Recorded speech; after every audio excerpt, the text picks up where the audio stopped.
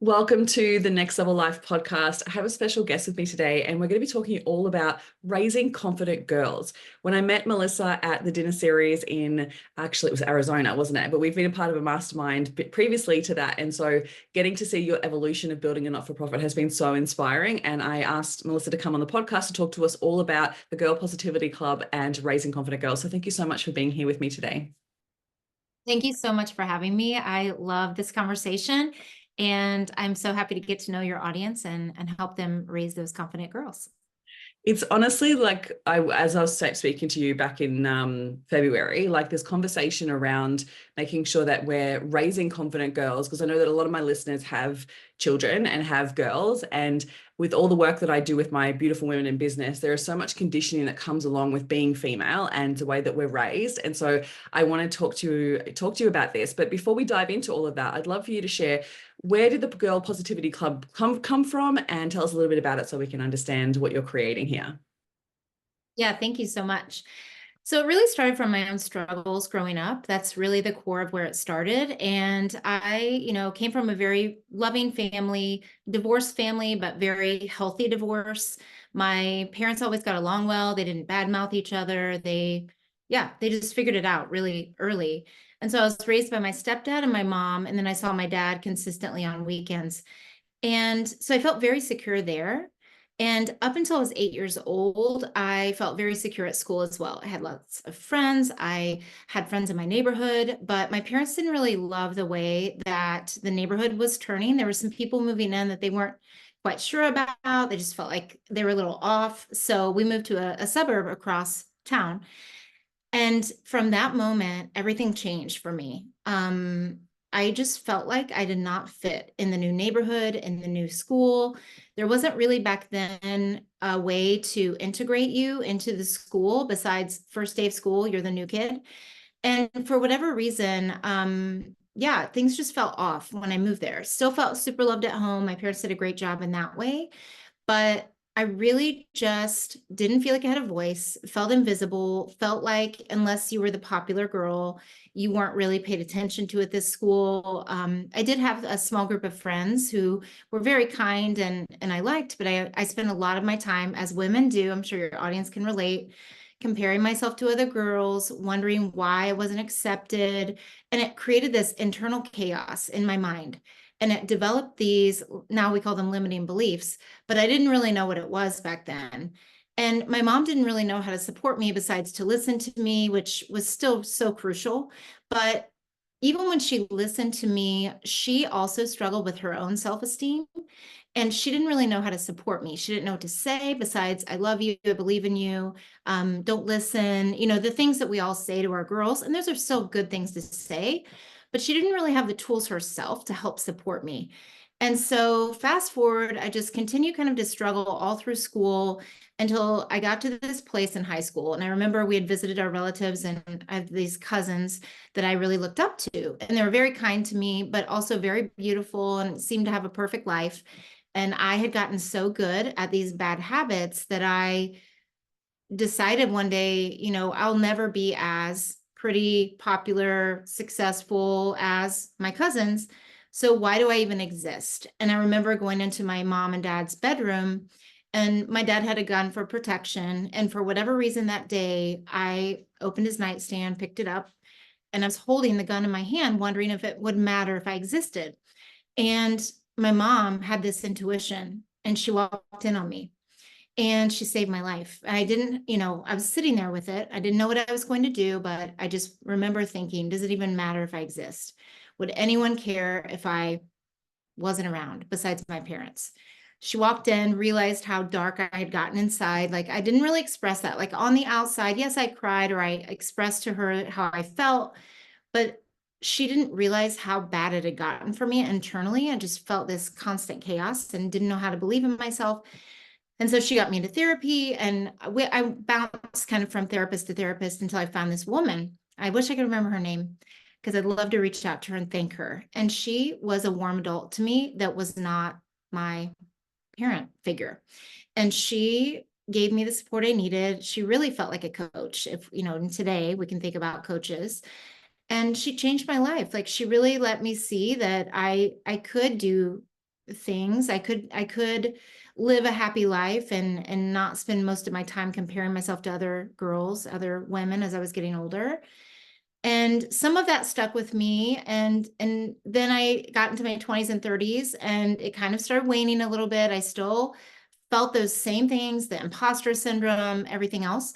But along the way, I decided, how could I impact people? And because my school experience wasn't positive, how could I create that impact? So I decided to become a teacher. So I went to university, became a teacher, and I was like, I'm always going to make sure my students feel like they belong. I'm always going to feed into them, build those relationships with them, make them just feel really seen and valued the way I didn't in school. And so for 23 years, I did that, and I'm very proud of my career in teaching. But in 2018, my dad got really sick unexpectedly. He ended up having a brain tumor that we didn't know about. And this was the dad who raised me with my mom. And I remember sitting in his hospice room one night and I thought, I want to do something bigger with my life. Like, I know I'm making good impact in the classroom, but I really want to do something to help girls. And so that motivated me to want to create something. And so for whatever reason, I felt this calling on my heart, this intuition, this whisper, whatever you want to call it, that I could do something bigger for girls. And I started getting the idea. And I started in my fourth grade classroom. I was teaching grade 4 at the time. And I asked the girls if they wanted to meet at lunch, and I could teach them different things about friendship, confidence, believing in themselves, and do fun activities. Because I was part of this women's group I had found while my dad was sick, and I was really healing myself. And by accident, I was gaining confidence and learning personal development. I didn't even know. So I was like, wait a minute, I think I could teach this to the girls. So then, yeah, I tried it out with my girls. They loved it. And then it grew to an after school club, then to several schools. Then COVID happened. I did it virtually. And now I have 11 clubs worldwide, most in North America and one in Africa. And yeah, my mission is to help raise a generation of confident girls, teach them those personal development skills in a positive community where they feel like they belong and they're seen. And my deep why is a combination of all of those things. Oh, Melissa, oh my God. Thank you so much for sharing that story. There's so much there that I want to dive into. And I feel like everyone, like I'm sure everyone can relate to that experience because, those high school years, they are so impactful in the way that we then become adults in the world. And with all the work that I do with women in business now, like we look at all those limiting beliefs, we look at, stuck emotion, we look at their current identity in order for them to shift into their new identity. And a lot of it is coming back from those years, like very young years, but then also adolescent years, especially as we're stepping outside of ourselves and putting ourselves out into the world. All of those fears, the comparison, am I good enough, the imposter syndrome, like, am I even making an impact here? Like all of those fears and doubts come to the surface. And our brain goes back to those experiences of like how we felt like we belonged. And oh my God, there's so much there. So I feel like let's go back to the key pieces that I feel like you learned that you started to implement with the girls at school. So obviously, like, yes, feeling like they belong, some friendships, some connections there. Where did you start when it came to like really creating that confidence within them? Where did you start in order to support them? Really, where it started was that internal self-talk. What do you say to yourself when things are hard? What do you say to yourself when something doesn't go your way? It really is that internal dialogue that's so powerful. I think that's one of the simplest hard things to do. Because we can all tell ourselves, oh yeah, we should say this or that. You don't give up, you keep going, we all know the right things to say to other people. The hardest part is saying it to ourselves, especially in those dark hours where feel like giving up, and you think to yourself, it would be so much easier to give up. And that's what I talk to the girls about, is like, anyone can give up. The people that keep going, even when things are hard, are the people that make it and achieve their goals and achieve their dreams. And it doesn't mean it's perfect every day, but what will you say to yourself? I always have the girls come up with a phrase they would say to themselves. And when I was a teacher, I used to have them, boys and girls, write at the top of their tests, what is the encouraging phrase that you need to tell yourself when you get to a problem you don't know? Because the point of tests isn't for you to know every single thing and for it to be so easy. Yes, of course, I want you to feel confident when you're taking it, but what will you say to yourself if you come to something you don't know? Or what will you say to yourself when it feels really long, or it feels really hard, or someone's better than you at something? And there will come a time, I think we want to protect our children from, feeling like they're less than. But the truth is, if they're really pushing themselves out of their comfort zone, they're growing their confidence.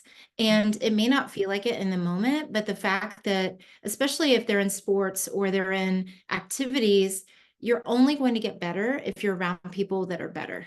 Mm. And, they all say like, oh, I wish I could go back to, a younger grade because it was so easy. And I'm like, it wasn't easy at that time for you. So you're saying that because it feels easier. Everyone thinks like they want things easier, but we really don't. And I mean, we do, but we don't. But some days we need some things to feel easy. Yeah. But We're not growing. teaching. And we do get to that point where it's kind of like, yeah, I completely understand what you're saying. Yeah. So teaching them, I think the very first thing is that internal dialogue. And the way that I can spin it with kids is, and with girls especially, is what would you say to a friend? Mm. If your friend was feeling this exact same way, what would you tell her? And they can say it every time. And I say, now say that to yourself. That is what you need to say to yourself when you're in that moment, when you're feeling that comparison, and feel the feelings. We always say, it's never about avoiding feelings. It's never about only positive vibes only. Like you can never have any other feeling. It's about recognizing how you feel and not sitting in it for so long that it puts you into that paralysis of not being able to move forward. And yeah, so I would say that the self-talk is one of the most crucial pieces, because that's where that inner chaos can live, and it can be masked because a lot of girls can hide it really well. Even girls that feel like they're confident can be placed in a situation where they're going to be up leveled at some point where they feel discomfort, whether it's academics, whether it's sports, whether it's arts, whatever it is. Friendships, whether it's getting a job, like Friendships, all the things. media. Yeah. Yeah. Yeah. So they've got to be able to be their own cheerleader. I always say you're your own cheerleader first. Yes, you should surround yourself with people cheering you on, and look at other girls as, if someone else does something better, that means you can too. It doesn't mean that there's not enough room for both of you. It just means maybe she's done it longer, or maybe it's natural for her and you've had to work at it a little longer. It does not mean that it's not possible for you. You can do it. You just have to keep going, get the right people around you, all those things. Yeah. Love it. Love it. And I think as well, like, what I hear from so many parents that I work with, so I work with a lot of women that have kids, and so as mums, it's almost like you want to really protect them from feeling that negative emotion. And one of the things I always tell them is like, it's actually impossible. Like you can't protect them from feeling it, right? But you can teach them how to feel it, how to Yep. process it. And I think that's one of the things that we were just never taught as kids. Like it wasn't a thing the majority of the time with the women that I work with, and even myself, like we were brought up to shove the emotion down, not feel it, to, I would be told to, if you're going to cry, go to your room. Like it was almost like you weren't allowed to show emotion. And I think that creates then really negative habits that don't support us to be able to really process our emotion and support ourselves through that. And I think that what you're there teaching them, which is so, so incredible, is that tool of like, okay, but how do we handle it? How do we deal with it? Because it's not like you can take it away. You can't stop your child from feeling it, but how do you support them in actually feeling it? And then what do they do with it? And I love what you just said there around like not ruminating on it, because that could be really, it creates a real negative pattern, spiral pattern, which then doesn't serve us at all. One of the things I love to talk to my clients about is, the things that you're saying to yourself, a lot of the time we walk around this world thinking that that's just the case, like it's what our brain is telling us, but it's actually not true. And a lot of the things that our brains are just ruminating on are just thoughts that we've had many, many times. It just repeats these old patterns of negative self-talk. And I always say to my clients, like, it's made up. So you better make up a better story. Like, rather than just believing what your brain is telling you, stop and analyze it and be aware of the thoughts and go, well, actually, is this serving me? Like, is this useful for me to think this? Because if it's not actually creating an outcome that I want from it, then how can I change it? And I'd love to hear your thoughts on that too. Like when it comes to that, really like pulling them out of that and go, okay, so but what are we going to do about this? Because there's no point in sitting in it. Is there anything else that you love to share with your girls to support them in that space? Yeah, there are so many ways to release it. And that's what we really focus on is what are positive ways I can release this stress or this negative thinking. Again, it's never ignoring it, but like you were saying, it's finding ways to process it, to work through it, because you're right, we cannot shield them from everything. And really, we want them to fail because what I worry about is the girls who don't have any failure until they're much older, because then they don't have the tools to handle it. So what we do in Girls Positivity Club is give them the tools along the way so that when hard things do come up, they have a good way to work through it. And so a lot of those things are, one thing they love to do is we call it write it, rip it. They if they're ruminating on something and they're just like they've done other things and they cannot, they've done their breathing, they've done their positive talk, they've gone for a walk, they've, done all the things that they normally would do, they've drawn, they've, whatever.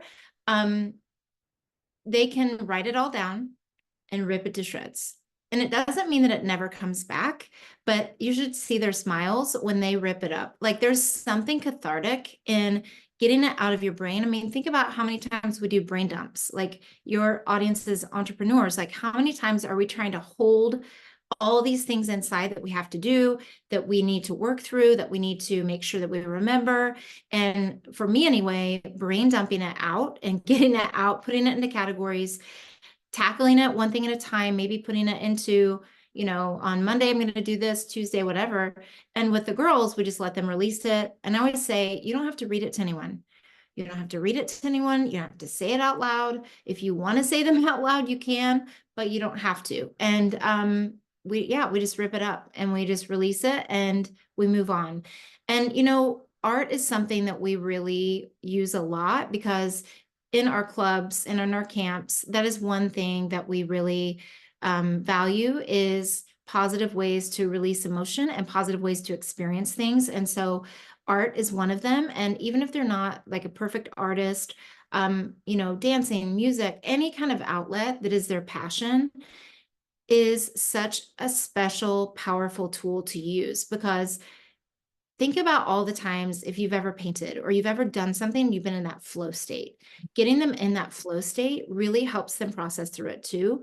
And, simple things like I said, going outside, going for a walk. We've taken our shoes off before and just walked around in the grass, done like grounding exercises where you're like, okay, feel your feet on the grass, all this mindfulness techniques of being in the present moment and just finding what works on that day and really teaching them that it's really a toolkit. You don't always have to go to the same thing. There are lots of things you can do to help you release it. I had a girl one time who wanted to break things.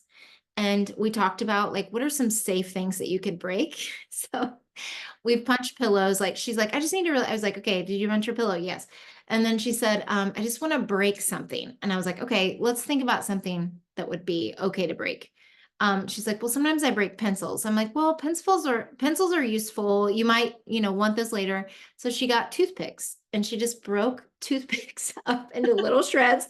And for whatever reason, that helped her. And so really, I think with your audience and those who have girls, especially is those check-ins with them, having regular check-ins. And the two times that are the best check-ins are driving for whatever reason in the car, especially if they're behind you. It's like the floodgates open up and they communicate about different things.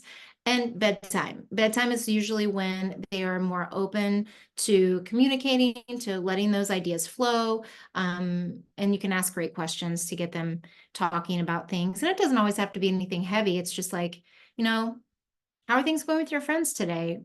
Just something simple like that, and it can open up a whole floodgate of topic.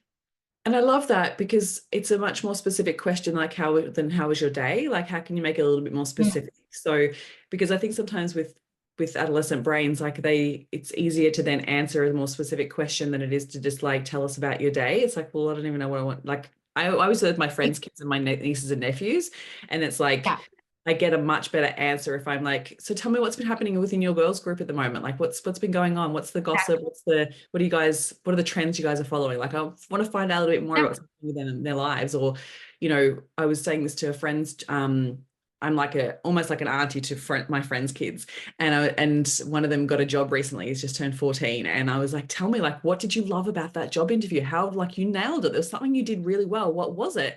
And he was like so taken aback by the question. He was like, "I got it," and I'm like, "No, like in that." What did you do well? Like, this must have been something that you said or something that you showed that you were able to be a good employee. And then he was able to come up with something. And I was like, oh, so good. And so sometimes we, if we don't know what questions to ask. So even just coming up with few little questions that are a little bit more specific and what challenges you think they might be having and giving them space to think that, I think would be really worthwhile. And I think as well, like, I loved how you spoke about like giving them spaces to fail, because I see that a lot with friends and family, and also like clients' kids as well, where it's like, they were brought up in a time where it was actually like everyone got a ribbon, everyone got a trophy, like for all these things. But failure is one of the biggest lessons, and it's one of the biggest resilience pieces that comes into play for entrepreneurship, right? Because if you learn to fail, you learn to fail well, then you can actually succeed much faster. So tell us about like how you support them with understanding failure. Yeah, so we talk about this all the time. This is something that, resilience is such an important, it's really a skill to teach them how to handle it and how to work through and how to persevere.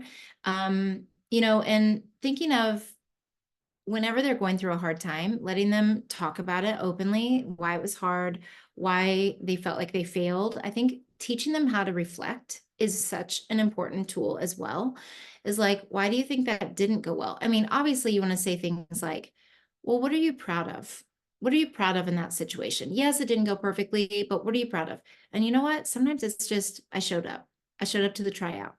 I I kept going. Whatever it is. And if they can't think of it, you providing that like you did with, the job interview example, it's like, well, you must have done something well in order to get the job. Or it could even be, you must have learned something from it. Is it, what would it be? And I think you might be surprised what they would say, because kids are more reflective than people realize. And I think sometimes we're afraid to talk to them about hard things because you're like, oh, I don't want to make them feel bad. I don't want to blah, blah, blah. But I think you also can't ignore it. You can't ignore a failure. You have to not dwell on it and make them feel bad, but approach it more of a growth mindset and be like, failing is normal. It's like we need to normalize failure for kids because it is part of life. And I think always having an example from your own life of like, hey, this happened to me one time. Are you open to me sharing, something like that, like an example from my life of when I failed? And I think also asking that question, them, are you open to this, is such a powerful tool. And it's such a powerful question to ask, because when it's still raw, they may not be open to talking about it right in that moment, like right when they failed the tryout or they, the test or whatever it is. It might be like, hey, are you open to talking about it later? And sometimes you have to be like, we need to talk about this. It's not always an invitation, but it helps them feel that sense of control too over the situation. And it's really asking, like, what have you learned through this? How would you do things differently next time? And we even do this in Girls Positivity Club. Like, I love asking them things like, what are you proud of? What made you happy about that situation? Even if it's something you're like, what could I possibly be happy about in this situation? You'll be surprised how they start to see things differently once you build that muscle of them thinking that way. And then just, especially in art, like this comes up a lot. Oh, I messed up. I'm like, well, what we do in Girls Positivity Club is we make something out of the mess up. So what can we make this into? Let's say you're painting on a canvas and you accidentally make a mark on it. And it's like, oh no, that messes up my entire thing. It's like, well, okay, I get that wasn't in your big picture of what you wanted to create, but what could you make this out of? Like, how could you integrate this into your picture? So we're constantly looking for ways that we can say, no, no, it's actually okay. And then we give examples of like, has anyone ever made a mistake in a painting before? And like a bunch of hands shoot up and you're like, what did you do in that situation? And I mean, obviously I've primed them for these types of things too. Like this is the way we talk in our clubs, but it's like, well, I made it into a flower, or I made it into the part of the ground, or I made it into a bird, or whatever it is. And it's like, it's still really hard for some girls who, especially who are perfectionistic, to be able to see that. But over time, the more conversations you have like that, the more you encourage this type of thinking and this type of growth, the more it becomes more natural. So good. Oh my God, this is so good. It's so impactful because I can just see how you're breaking these patterns as well. Like, they most likely, if they're perfectionists, they're most likely have taken that on board from a family member, like from either a sibling or a parent that they've learnt that behavior from, right? But if you're interrupting it in such early stages, you're giving them other ways to actually process different opportunities or to create a different scenario. The brain's like, oh, but we can also have this one too. Oh, this is so good, Melissa. So good to hear. So I'd love to talk to you about confidence as well, because when it comes to working with adolescents, I'm sure you're obviously dealing with the monster of social media as well. And there is this element of like perfectionism or everything looking perfect. And I think that that also creates that position where we judge ourselves and we think everything has to be perfect. So but confidence is one of those things that is not, it doesn't come naturally to people. Like confidence is something that comes after the fact, after taking the action. But I think social media just paints such a different picture. It's almost like it makes it look too perfect, or they already are confident. And so I can imagine you seeing this a lot with your girls that you support. How do you support them in understanding confidence and social media and navigating all of that? Yeah. It's having conversations about it, and it's regular conversation. So I always say, in as far as social media goes, if someone is making you feel bad, there is the mute button for a reason. Or you can unfollow them. And their big fear is that they'll see that they unfollowed them, or they'll know or something. It's like, no, that's actually your job in social media, is like, what is making me feel good? What is making me laugh? What is making me feel inspired? What is positive and uplifting? If it's, body things, like if you're seeing a bunch of models and you think your body has to look a certain way, find the people that are body positivity people, or just unfollow those accounts altogether and don't click on them. And it's educating them too about the algorithm, how if you click on something consistently, you're going to see more of that. And so it's then saying, okay, who would inspire you? Is it a famous person, or is it an everyday person who's an influencer who talks about confidence and positivity and those things? Is it one of those accounts where they make positive quotes and you follow a bunch of those accounts? Because the more that you hide those negative things that are coming up in your feed, and the more you interact with the positive content, that's what they're going to see. And I think it's teaching them how to manage it. And I think balance is one of those words that is such a tricky thing, because are we ever all in complete balance? I think there's always something off, and you're always navigating something. And so I think it's not creating that illusion of balance, like everything's perfectly balanced. I think that's another kind of perfectionistic trait you can teach them, is like you have to keep everything in balance, especially for women, because women, I think, take on so many different roles and think that they have to look a certain way, do a certain thing, be a certain way. And like you were saying in your example, you cry in your bedroom. Or like for me, I cried in school and I was called names. I was called a crybaby, you're too emotional, you're too sensitive, which actually ended up being my superpower later, because I can feel so deeply for the girls. And anyway, so all of those things obviously help us be who we are today. But it's really about having those, I think it's educating them about social media and having regular check-ins, and also saying, show me some people that you like to follow. That is very eye-opening, because I think sometimes we just see them watching dance videos or whatever they're into. And it's like, you don't really know what they're looking at.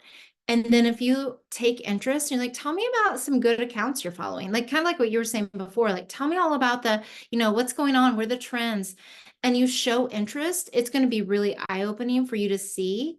And then I had an experience with a mom a couple weeks ago where she was telling me that her daughter was not able to put her tablet down. Like she was constantly on it. She was, there was a breakup with, this is an older girl, but there was a breakup with a boy, and she was incessantly texting him, and it was starting to become really unhealthy. She had a fight with a friend. They were just back and forth. Like there wasn't any, she didn't know what to do. And I'm like, you take the phone, you take the tablet, and you have a conversation. She's like, well, she'll get mad. And it's like, well, do you want this behavior to continue? I think sometimes some parents like worry about making their kids mad at them.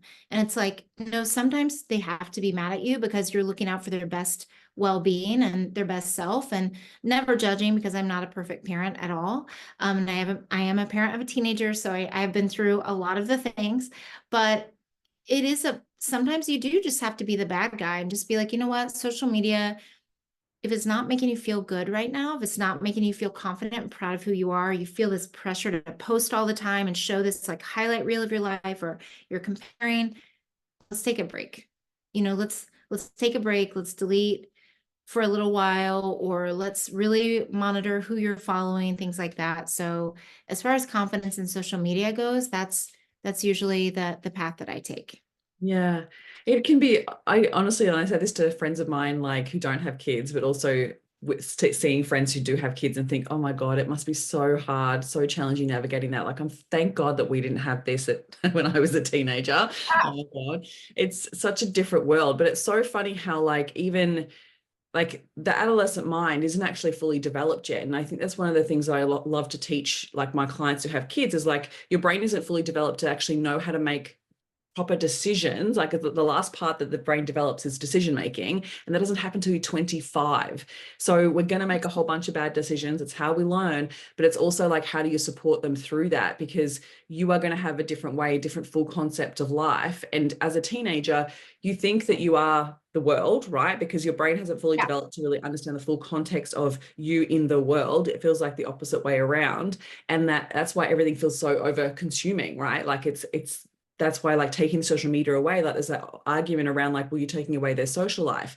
But also Yeah. when we were kids, like, yes, we had breaks, we had family time, we got to leave school and be away from our friends in order to have context and take time to actually digest what had happened, make sense of it, to then go back to it the next day. And I think that having that space is so worthwhile for the brain, especially away from social media as well, because it's almost like the brain doesn't know the difference between real and imaginary. And so when you're being shown this highlight reel of what you think life is, and then you go back to your life, it's like that. It's natural for your brain to compare, but it can be very dangerous to actually have that constant in their world. And in that adolescent phase, like one of the biggest things, and I was talking to my sister about this with her kids, like what often happens is they go through a stage where the brain goes to this next developmental phase where, and I'm sure you know this, like this brain developmental phase where they go from being a part of the family unit and looking to their parents for all the answers. And then they go through a phase of like, well, actually, I don't want to listen to you anymore, because you look externally to the world and go, well, I want to listen and learn from other people and become this individual in the world.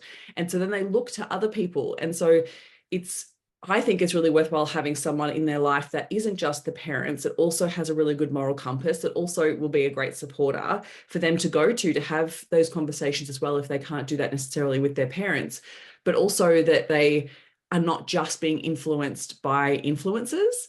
Like, because I see this Yes. so much with my family and friends' families' kids, like there's these high level teenage influencers, like they're still kids, right? They're still teenage Yeah. influencers, and there's only so much that you know about and what they're posting and how they're, how they're actually making money. It's really, really dangerous, like toxic in a way. And so it's like, well, how do you support them through that? Like, do you teach them like it's not just about what you're seeing online, and like how do they develop their confidence when they're in that state of comparison all the time? Yeah, I think that's exactly it. It's having conversations about it. And you don't know what's going on in someone's life and the way that they perceive themselves on social media. I mean, people are putting their best foot forward and showing them that, I could give examples of people I know personally who I know for sure that there's more going on than what social media is showing. And yeah, it's having those conversations. I think also, like you were saying, it's it's having someone else say it, because we can say all the right things and we still should, but they hear other people so much louder at this adolescent age. And that's hurtful as a parent, because you were part of their, like you were describing, you were part of their, Family unit. you were their, yeah, their role model, and you were the center of everything.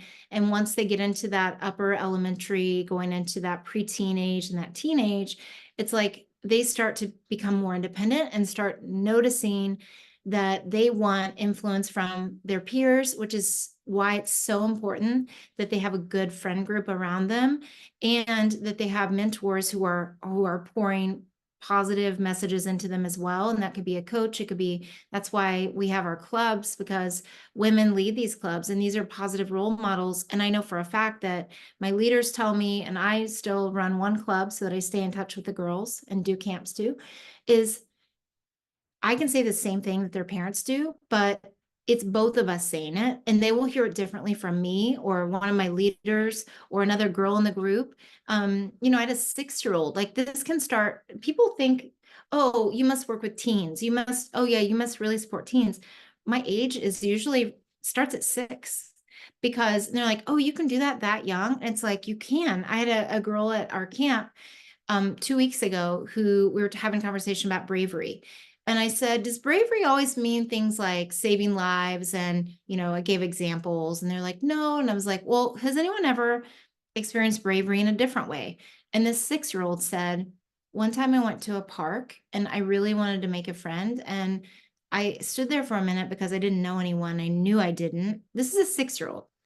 And she said, so I just had to have the courage to tell myself, I'm going to just say, hi, my name's, tell her the name and then say, do you want to play or do you want to be friends? And the risk that takes, even at 6 years old, because you can get rejected, be like, no, I have these other people to play with. It's such a crazy, cool experience to have when you're able to host those kinds of conversations. And then once one person is vulnerable and says that, then other people, oh yeah, that's happened to me too. When I did this, I was really scared. I had this girl, same camp, older, she's 11, and she said, yeah, I'm training for American Ninja Warrior. So she does the Ninja Warrior things, all these like obstacle courses and everything, which is super hard to do. And she was like, yeah, there's this one obstacle and I kept slipping and I started to lose my confidence. And I was like, I'm too scared to do this. And so then she talked about how she knew that if she stopped, she'd never get it. And so she just kept trying. And yeah, so having those Yeah. conversations with other girls and hosting those spaces, like what you do with your women, it's like holding those safe spaces where they can have those conversations. That's why it's so important that parents have them in those positive communities and with those positive adults, whether it's, in a group like Girls Positivity Club, or it's a sport, or it's, how many times have we heard of people who have been around negative coaches who have had negative impact, who just yell at the kids all the time, tear them down, tell them that it's tough love and this is the way you have to do it. And then the ones that are uplifting and encouraging. And those are always the ones that make the difference. Yeah, so it's surrounding them as much as you can with those people. Oh my goodness. How amazing that that 6-year-old was able to reflect in that way, to be to uncover the fact that they had courage in that moment. Like, oh, that blows my mind. But also, like, it's like when you take the time to really treat a child like an adult and have those conversations, they are so intuitive. They're so like, oh my God, they always blow my mind. And I think that to make an impact at that age, like that is literally changing lives. Like, absolutely. So I love this so much, Melissa. We could keep talking about this all day, I'm sure. I know we've talked about a few different core things, like taking time to make sure you're having those check-ins, having those conversations, creating new role models, the self-chatter, like all of those types of things. Is there anything we haven't touched on just yet that you'd love to speak on when it comes to raising confident girls? Yes. I mean, like you said, I could talk about this all day. But I really think them trying new experiences is another really important thing in building their confidence, because you never know. I mean, like the girl I described in the Ninja Warrior training, I mean, she's gone to Worlds now and she only started it last year. And it just so happened that she found out she was good at it. She had no idea. She just tried it on a whim. And so it's really letting them explore new interests. I think it's oftentimes the surprising things that help build their confidence. So I have another mother-daughter, so I coach a girl one-to-one, and she was having a lot of body confidence doubts and things. And as you do, as your body's changing, as you're getting older, your body does things you don't expect. And I said, we talked about how your body doesn't have to look a certain way. There's all kinds of shapes and sizes that are beautiful. And she was like, I know, but I still want to do something to help myself feel good in my own body. And I was like, there's nothing wrong with that. So she and her mom started a Pilates class. And it's not about, like we talked about, it's not about being skinny. It's not about being whatever. She's not trying to look like an Instagram person. She just wants to feel strong and good in her own body. And so even she and her mom, it's such a bonding experience. They just go 3 times a week. It's not a big, huge deal. Or they go for a walk, but she's like, that's actually helping build my confidence, even in my body. And they're not doing it obsessively. They're not, so I feel like it's like, we assume that they know the healthy habits, even in that regard. And I think it's also saying and showing them that, beauty comes in all shapes and sizes. Same thing with school. Not everybody is naturally great at every single thing at school. And even if you do have a strength in school, it doesn't mean if something gets hard that you're all of a sudden not good at it.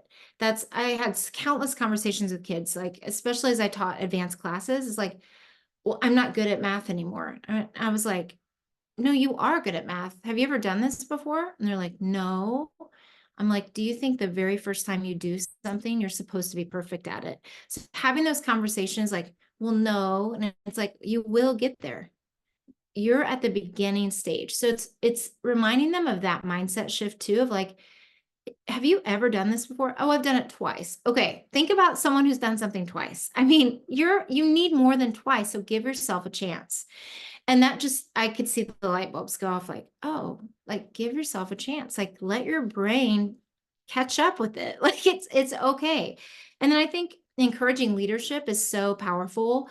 And it's something simple, especially with kids, even a 6-year-old, teaching a younger child how to do something, or even a 12-year-old, doesn't matter the age. When you teach someone how to do something, even if it's at the park and they see someone struggling, you're like, hey, do you want help? I can show you how to do that. It's them encouraging them to take that initiative to help others and feel that sense of pride that comes from helping someone else, mentoring someone else. I had some girls who volunteered at one of my camps, and they're like that 11-year-old age, 11, 12. And the parents just raved about how much they gained from it, how at night when they went to their own activities, their coaches commented that they were standing taller, holding themselves differently. And all we did was they just participated. They helped the girls. And so I think there's a lot of power in having them in those leadership roles, even if it's something small, like helping a neighbor. And even it doesn't have to be a child they're helping. It could be an elderly person, or it could be holding doors open for people. It's just these small acts of initiative and leadership that can build their confidence. And one of my favorite things that the girls say is, like, when we do a new project, like, I can't believe I just did that.